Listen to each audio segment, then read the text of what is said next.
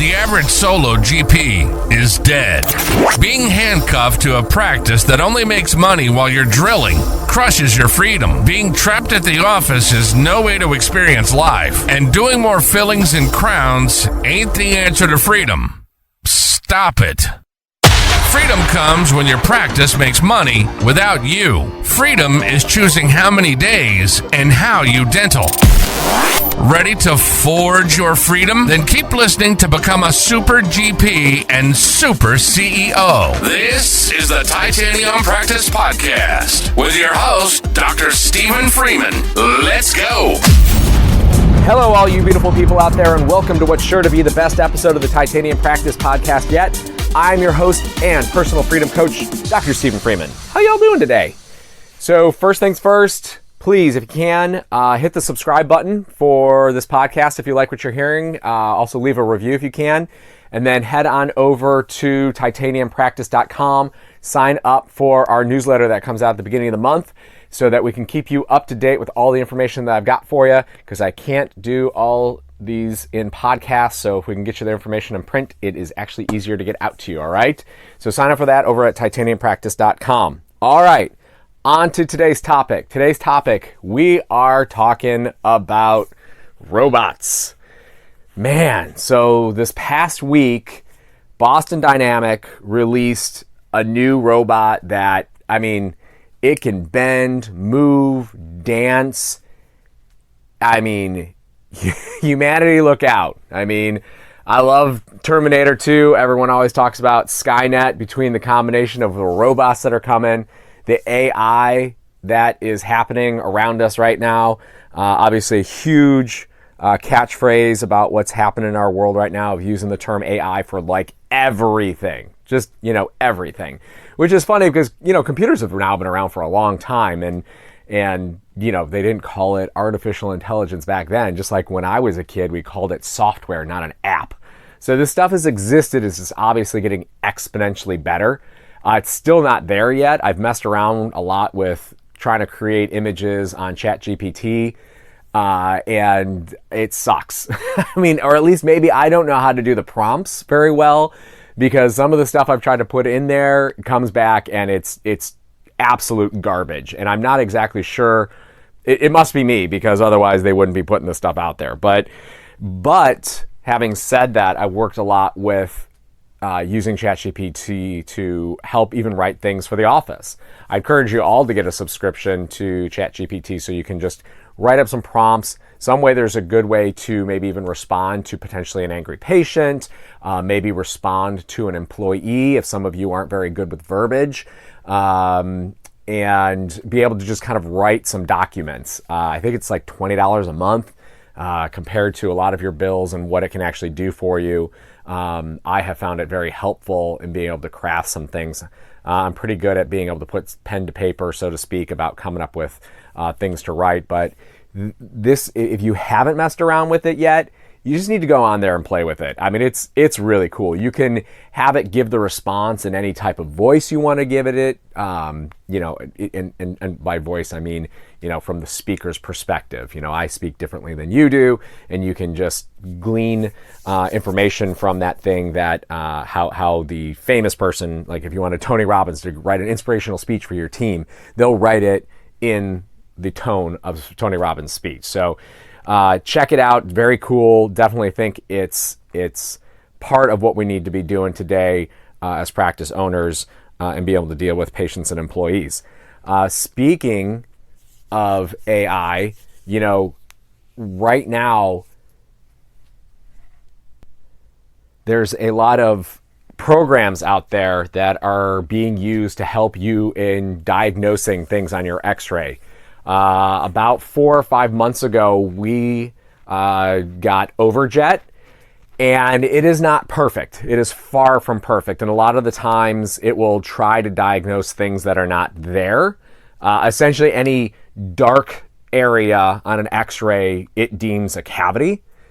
So that gets a little bit annoying, because you'll look at their dashboard, and it'll talk about, how many cavities the patient has, and then you click on it, and clearly a lot of them are not cavities. But They definitely help in identifying some areas I know you would miss otherwise.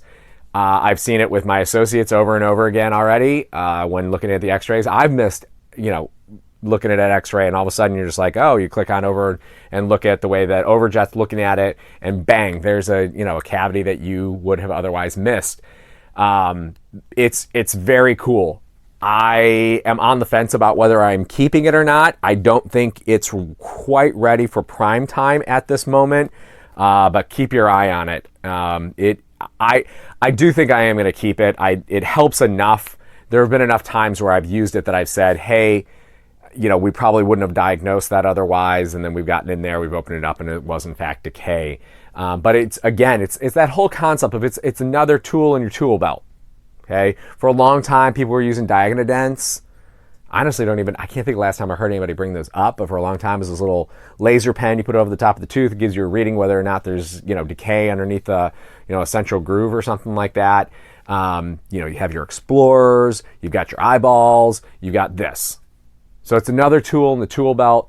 I believe ours is $500 a month right now, so a little bit more pricey than talking about ChatGPT. But, what is that? Is that one extra crown you do a month that it pays for it, and then you get the ease of diagnosing all the other things? One of the cool things about it is they actually partnered with, if you're in network with a lot of insurances, they partnered with, I think, 9 of the big guys in the insurance world, that they will actually accept their diagnosis for perio and accept their diagnosis for a crown. So it will actually give you a readout or tell you the percentage of tooth missing that's either filled or decayed or missing. And if that percentage is 51% or greater, those 9 insurance companies will accept that as a diagnosis for treatment for crown. How often do you fight with the insurance company to get your crown diagnosis accepted, where they're just like, well, this didn't need a crown? And they get the letter back, and your patient sees that, and they get all enraged of, hey, this company that doesn't want to pay out money just said that they don't want to pay out money. And then they get pissed off at you. Awesome. It's like, what a great business are they in? It's absolutely fantastic. But they will accept that diagnosis if the DMF is greater than 51%, then they will pay for that crown. That doesn't mean they won't pay for the crown. I'm just saying it's another, I'll say tool in your tool belt again about getting the diagnosis accepted. And the same thing for the perio is it will now measure the amount of bone loss in an area, and depending on, it's got a formula, and however it spits it out, the insurance companies will accept that as its payment, or the fact that they will pay then, saying that you did in fact diagnose periodontal disease correctly, even though you've got the eyeballs and the perio probe, and you should be able to do that on your own, but they don't want to pay the patient and they don't want to pay you, so they want to do everything they can to keep all that money in their pockets. So AI, it's happening. I do think that we're going to keep it. I definitely am on the fence about it. I think it's going to keep getting better. I don't know if the other ones that are out there. I know there was one. Pearl is another company, and another one that's escaping my mind right at the moment. But Pearl, where I might maybe not keep Overjet and try Pearl, is because Pearl integrates into EagleSoft, and we use EagleSoft, and so I thought, hey, you know what? Right now, for what we need to do, we actually need to go out. Like, there's an icon on your desktop. And it's one button, you touch it, it launches, and once you're there, it's real easy. But it's also, you got to think about going back into it. And, it's so hit or miss that I think a lot of the time my associates right now don't like the idea of, hey, I got this extra button I got to click to go into it, which sounds, I am about as lazy as it gets in doing things. I want simple. I never wanted to have a boat unless I had a dock in my backyard, because I knew I'm not going to drive to some marina or put some boat on a hitch and drive it on, down to the marina and drop it in the water or whatever. I don't want to do that. I want to walk out in the backyard, get in the boat, go play, lift the thing up, and be done with it. Any extra steps you need to do, the less likely you are to do them. So that's why I think we might just switch on over to Pearl then, since it integrates into EagleSoft. so that it's actually there in the system that they're using, so they don't need to do another step to it. But those are kind of my thoughts on AI right now. Obviously, they can design crowns. You know, it's gonna, again, another step that's just absolutely revolutionized dentistry, and it's all very cool. We're practicing at a very cool time right now. I know there's a lot of inflation. I know that insurances are cutting back on reimbursements. Having said that, we actually got our Delta reimbursement raised not too terribly long ago, which is awesome. I mean, we're getting rid of them, but it was cool to actually see them bump up the price, because I haven't seen them do that in the 15 years that I've practiced. So when you consider normal inflation at 2% over the course of 15 years, that's a big bite out of what you're actually bringing in. So that brings us to the point then of talking about the robots. And one of the cool stories that, if you saw this week, I don't think it was a Boston Dynamic, I think it was a different company, came out with a dog that's got a flamethrower on it. You can now buy a robotic dog that's got a flamethrower on it, and it's legal in all 50 states. I mean, you got that annoying neighbor or whatever that does stuff, and you just want them to go away, or just like walk along. I don't mean like torch them or something like that, but if you walk out a flame-throwing dog, who's gonna mess with you? And they're only 10 grand. I mean, good Lord. I just, watching this thing be able to walk and move and do what it can do, it looks like it's worth more than 10 grand all of its own, and then all of a sudden you put a flamethrower on its back. I mean, talk about your childhood dream. Like, you know what would be cool? It'd be cool to have a robot dog, Mom. Oh, you know what would even be cooler is if it had a flamethrower on the back. I think about it. I mean, put yourself in your 10-year-old shoes again and think about how freaking cool that would be to have a flame-throwing dog, and you could now have one. And your mom would have patted you on your head and said, oh, you dream about the silliest things, and now it's a freaking reality. I mean, that's just cool. That's just cool. But, also talking about those Boston Dynamic robots that were just released, and I'm not even talking about, they've got their own dog or, pony or whatever the hell you want to call it. But they've got this humanoid robot that they just released. It's crazy, because we are just at a point in time in history where advancements in robotics and technology in general are just, it's this curve that's happening, and we're right at the beginning of this hockey stick curve that's going to occur, where we will just not even recognize this place in another 10 years. I mean, these robots are coming for everyone's job, and ours included. You've probably heard about the robot that is currently, I think it just passed 40,000 implants at its place. I mean, I think they're $250,000 right now, so I don't know why you would buy one. Because again, if you don't personally want to freehand your implants, guide it. Fine, do the guide. Get a 3D printer for $10,000, which can then make your night guards and all that other stuff. But then just make your guide for practically free, and then use a guided kit, and you can place an implant. You can start placing them tomorrow. I mean, it is so easy to place with a guide. I'm not exactly sure why we need a robot to be placing implants. And that's not necessarily out of fear of it taking my job. I'm sure I will be way done doing all this stuff by the time that the robot has actually started to replace the dentist. But currently right now, the robot still needs someone to set it up and make decisions about it, and then the robot just does the work from there. So someone would need to be trained about that, but I don't know how, what is the dentist's job then in the future? Because they've got robots that they're working on as well. China looks like they've got, it is not approved yet, but they've got a working robot that will do root canals. And it uses, I believe, a YAG laser to clean out the canals. And then it's able to create this airtight seal over the top of the tooth. And then it has got this injection system to actually do the fill for you. They didn't really go too much into description of talking about actually creating the access opening, which I think for most of us is kind of that's the tricky part about doing endo, is to access the tooth and then to be able to identify all of the canals. But there's actually guides to be able to do that as well. They're a little bit more difficult, because by the time you put the rubber dam in there and then you put the guide in there, there's a lot in the mouth, and especially if you're talking about trying to work on the second molar, you just start to run out of space. But this is all where dentistry is headed. This is where it's going. There's 1,000% going to be robotic dental surgery, the norm. I don't know the time frame of it.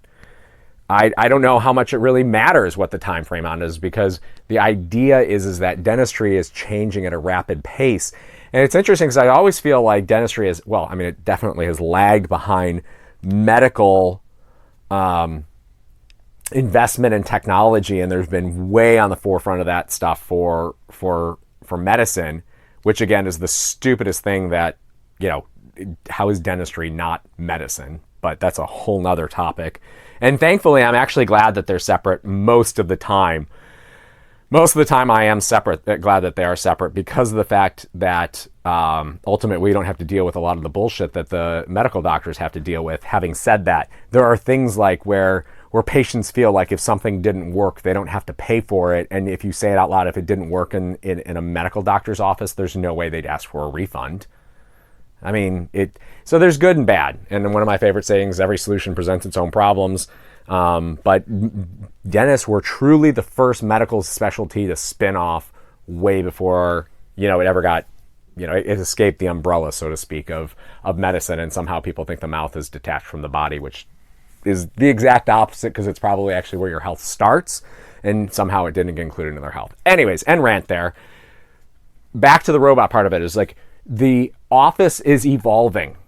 And I don't think, all of you listening to this, you aren't listening to this unless you want to evolve too. So I know the audience out there is listening and thinking to themselves, hey, I want to change. I want to evolve as well.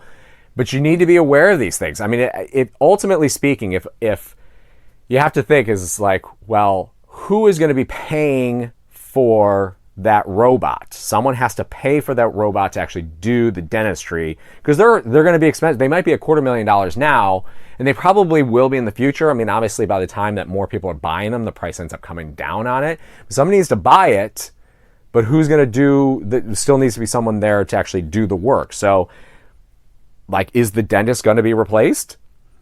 I was thinking, how cool would it be if there was actually a robot that did cleanings, and we could say goodbye to our hygiene friends and actually like stick this thing in your mouth that just is like this high pressured like cleaning system that would just get all that crap off of their teeth. I mean, now there's something you would see every dentist lining up for and say, I'll take 10 of those, please. I mean, that would be very cool. I don't know how to do it. That's not my arena. I don't know. But you need to be thinking about where dentistry is going. I mean, we are not going to be immune to this whole thing of robots replacing employees.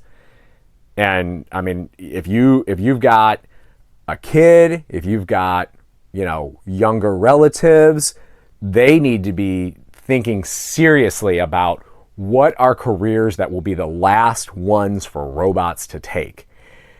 And because if you had this conversation 10 years ago, you probably sound a little crazy, and maybe I sound a little bit crazy right now in talking about it like this, but it's just happening so rapidly, and the price of labor is going up so rapidly. I mean, $20 an hour minimum wage in California?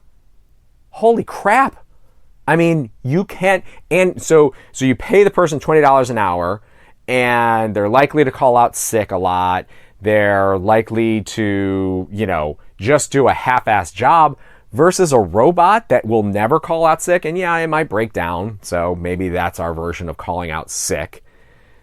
But they don't need medical, insurance. They don't need to be, Tina spoke badly about me at lunch yesterday, and I just think I might need to take a personal day this after. I mean, good Lord. How cool, like when you say those things out loud, how cool would it be to have a robot assistant? Or again, a robot hygienist. I mean, that is what will push the need for this technological improvement, because the cost of labor is so much. It's crazy, and it's you all got your money from the government when we were shut down, and yes, we were shut down. Like, that was not our choice. Our offices were closed, and I'm sure a lot of you were really scared and said, what the hell is going to happen to my livelihood for now and forever when the world got shut down 4 years ago? But now you got the problem of inflation. You've got the pressure of wage growth in our industry because so many hygienists retired and there weren't very many hygienists to begin with. So now all of a sudden we've got fewer. And I think Georgia said that they were opening a new hygiene school because they actually recognized the problem. I love the state that I live in, but I'd be real nice if they get on the ball as well and be like, hey, we need more of these because they create high-paying jobs too. Even if you kick more hygienists out, there is still such a gigantic need. My office gets so many new patients from our surrounding offices because they don't have the capacity to see the patients in a timely manner to get their teeth cleaned. And that's what people want. What they want is either their teeth cleaned or some type of emergency. That's what people want, all right? Or maybe if they're missing a tooth, they want that implant. Or maybe cosmetics or braces. But generally speaking, on a day-to-day basis, they don't want to be in pain and they want clean teeth. They don't want you. They want those two things, to not be in pain and to have clean teeth. And if you don't have the capacity in your building to do that, they're coming down the street to me because I've got so many chairs. I can gladly, even if I don't even have a time slot for them, how many people do you think cancel on a given daily basis? We can just create room. We'll sit them, in a room and we will get to them. I mean, not even make them wait. I mean, it's just like we have enough people in the building and enough chairs in the building that we can get to them. So that's something you got to think about. Again, a lot of you don't want to have some huge practice, and it comes with a lot of headaches. But if you have a job or a business, you're going to have headaches. So you just kind of trade one for another is really what ends up happening. But you just don't have to be in the office as much. You don't have to hear about the headaches as much. You get to go do fun things versus just being in the office, hear about the headaches. But we get so many from these local offices that just do not have room. And they're your typical dental practice, which a lot of you probably are as well. You've got 5 chairs and you can only have so many hygienists in 5 chairs because you need your production, but people want clean teeth. They come to us. The same thing about the emergencies. They come to us because we can see them that day. Patients in pain and they call and they say, hey, can you get me in today? And you say no. Well, they better love you to be willing to wait another 2 days or something like that to come and see you. Otherwise, they're going to the next person that can get them out of pain because they don't want to be in pain. So, yeah, I mean, it comes with headaches, but it also comes with positives. It goes right back to that quote that I gave a little bit earlier. Every solution presents its own problems. Got some more headaches by having a huge building and tons of employees, but I can see those patients. And that's why we get tons of new patients. I also live in an area that's growing right now. Like everyone's moving here. It's crazy. And I'm sure there's a lot of you live in growth-oriented areas too, and you're just like, where are all these people coming from? It's nuts. It is. Yeah, the world has changed so much in the last 4 years. It's really difficult to wrap your head around because obviously Florida has always been a destination where people move to. I mean, it would put it on steroids the moment that COVID happened. It's crazy, which is great because then we also have opportunity to hire some great people who are moving in from other areas. But obviously this podcast isn't about that. It was just more of the idea of there are things that you may not be thinking about of what is maybe happening in your office right now that is benefiting some other offices. Is if you can't get them in, they're going to go somewhere else. The flip side of it is we had a lot of problems with flushing tons of money into the system, and that inflation is getting out of control. And if you have a lot of insurance-based patients, your income is basically fixed unless you can crank out more production or do higher paying procedures. How do you do that? Introduce implants, introduce endo, introduce ortho.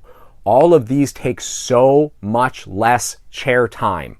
It basically can quadruple to whatever 20x your capacity number is to essentially now you've compressed time and then therefore you've increased capacity by doing that because now you've freed up tons of chair time because rather than taking 2 hours to do an $800 crown, if you do an implant and you do it in a half-hour time slot, like that's what when I was practicing, when I first was building this up, that's what I would do is I'd prep a crown, go over and place an implant, and we had CEREC at the time. It would be milled, and then I would go back in to cement the CEREC when I was done with my implant.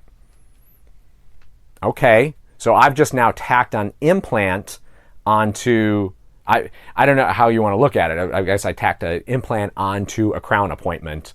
And so I've just bounced back and forth doing that all day long.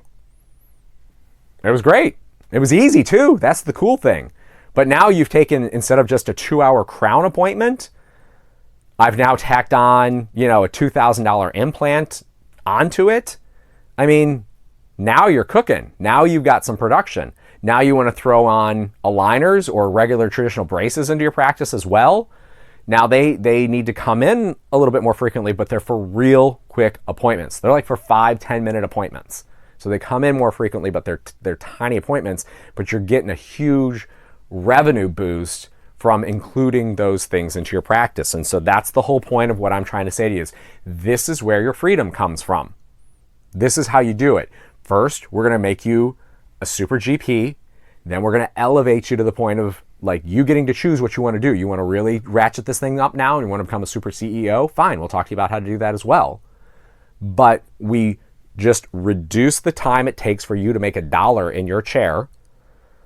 And when you do that, you can either just cut back on days or cut out dentistry completely and bring in associates. And that's exactly what I did. It's exactly what I did. I mean, if I still practiced, I know I'd make a ton more money, but I'd much rather just go out and play. It's the one thing I cannot get back in my life is time. So I created the time for me to just go out and play. I mean, it's just that's how the formula works. And that's what titanium practice is all about. Okay? So all of these things are coming. You need to be ready for them and knowing that these robots they're not going away. And it will affect our jobs as well, positively and negatively, because again, they're absolutely gonna have assistants that can do this stuff for you. These robots will be a benefit to us, but they might also be a negative in the fact of you can now be replaced in the near future once these things can place the implant. Now you need to have patients buy into it as well, where patients are going to feel very uneasy about having a robot do the surgery, but they've also been doing this in medicine for a long time as well. They've had surgical robots. But the more and more everyone gets used to robots in general being in everyday life, the more they'll know that it's reliable and it's totally fine to actually have the robot do the surgery, and it's probably going to do a better job than you. But please, again, if you want to get into the implant game, the surgical guide makes you a robot. The patient doesn't know that. The patient doesn't understand that. But it makes you a robot and being able to place these things ridiculously precisely. You plan the whole thing out ahead of time, and you just basically plop down about 4 drills into the patient's mouth, screw in an implant, and say, "Thank you, Mrs. Smith. Have a fantastic day. Thank you so much for letting me help you out." It's great. That is what placing an implant guided sounds like. And how could you not want to add that to your practice and add a high-paying procedure to your practice? Because it is just that simple. Okay? So anyways, keep your eye out for this stuff. Keep looking for it because it will absolutely change the world. It's going to change dentistry. We've got printing, we've got AI, we've got robots. The future is quickly evolving. You need to stay nimble and on your toes and be prepared for it to enter the practice and be on the leading edge of it. That's what I've always done that. I've always been on the forefront of bringing technology into the office, and I've never regretted it. Even though, as I said, I was on the fence right now about the AI with Overjet, I'm glad it's in the office. I don't know if it's worth $500 a month to me right at the moment, but I'm glad it's in the office, and it's never really steered me wrong. So please stay on the leading edge, bring these things into your practice. It will improve your life by increasing your production in the chair, in the speed at which you can go ahead and bring home $1 so that you can be home with your family versus doing more things at the office. It will make your life easier, I promise. Okay? Like I said, head on over to titaniumpractice.com to get our insiders newsletter. And then if you can leave a like and or subscribe to our podcast, I'd really greatly appreciate it. And tell a friend too. If you've got a friend who think they might get some benefit out of listening to this podcast, I'd really appreciate it. All right. So y'all have a great day, and I'll talk to you next time. Thanks. Bye. You've been listening to the Titanium Practice Podcast with your host, Dr. Stephen Freeman. Please hit the like and subscribe button and follow us on Instagram, Facebook, and YouTube at Titanium Practice. Questions or comments? Send an email to info@titaniumpractice.com. Join us next time to help turn your average practice into a titanium practice.